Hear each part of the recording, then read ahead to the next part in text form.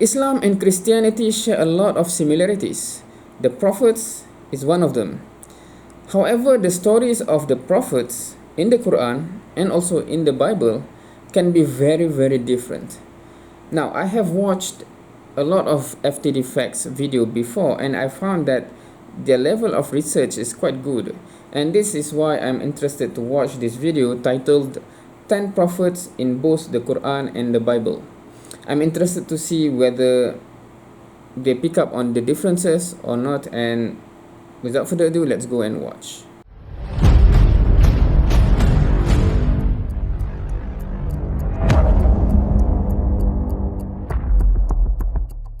The Bible and the Quran are the holy books of Christians and Muslims respectively. Although each book contains content not mentioned in the other, there are still many important prophets of old who are featured in both of these books. Hey guys, welcome to another FTD Facts episode. My name is Leroy Kenton, and in this episode, it was requested by a huge supporter of FTD Facts, Saeed Anas Razvi. He wanted us to make a video about the prophets in both the Bible and the Quran from the different perspectives. So I decided to compile a list of 10 of these prophets into one video. And if you guys want more videos where I explore the different prophets, just let me know by leaving a like on this video and sounding off in the comments section below, letting me know that's what you want. So starting off at number 10, we have Ibrahim, or Abraham. Now this prophet Abraham is also known in Islam as Khalil Allah, meaning the friend of Allah, and similarly in Christianity, the friend of God. He was mainly known for being the first person to build the Kaaba, and he propagated a monotheistic belief of God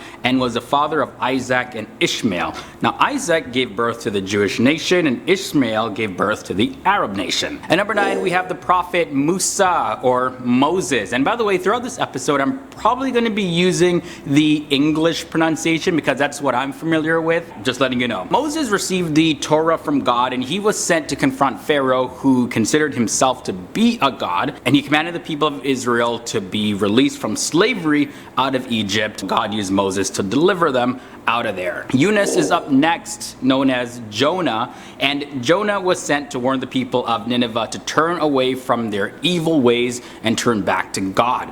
Now, Jonah decided to run away and was eventually swallowed by this big fish.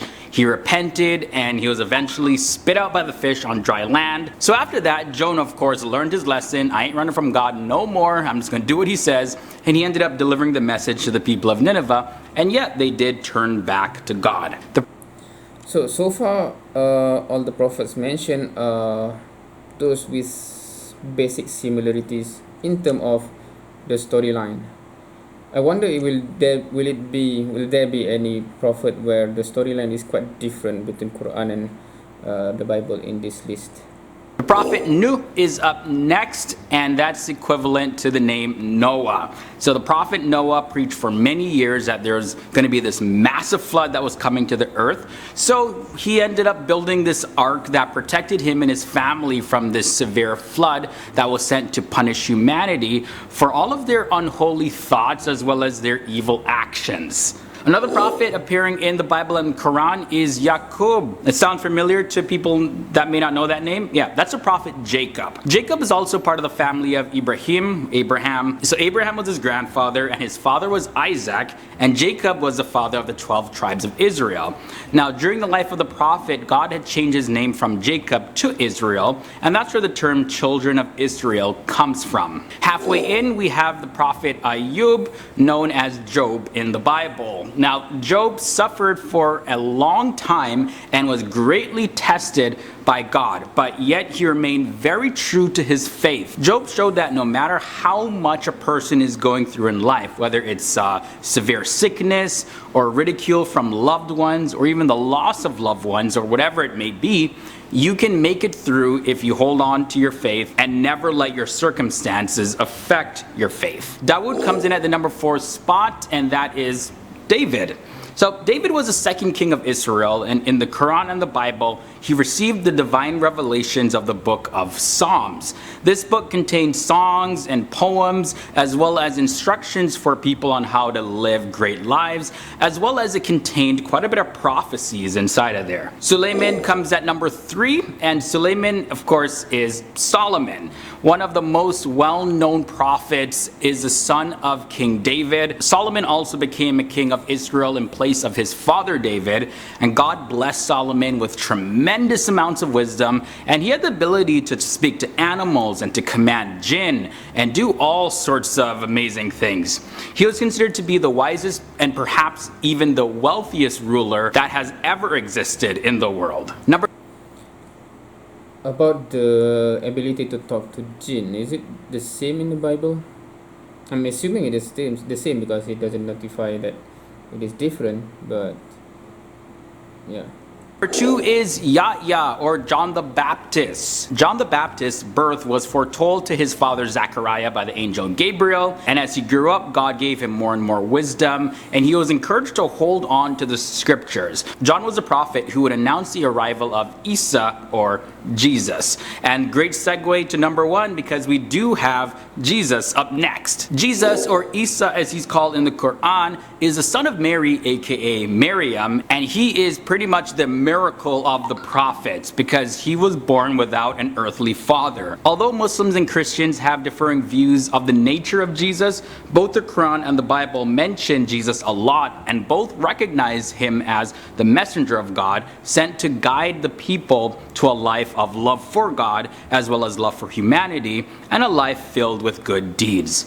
Jesus is also very well known for the numerous miracles that he performed. So there you have it, guys. Those were 10 prophets that were both mentioned in the Quran and the Bible. Again, thanks to my brother man Saeed Anas Razvi for suggesting this video. And if you guys have any suggestions or requests for future episodes that you want to see here on FTD Facts, let me know down below in the comment section or shoot me a message on social media and I'll start working on some videos, and if I use your request, I'll definitely give you a shout out in a future episode. Now, if you need another dose of FTD Facts in your day, why not check out another episode right here. Okay, so that is 10 surprising type of angel. I have watched that one and reacted to that one.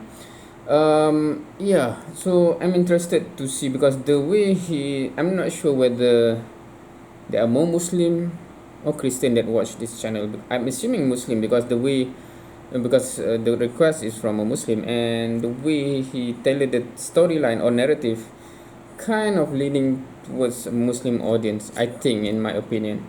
So let's just check. So this is Muslim.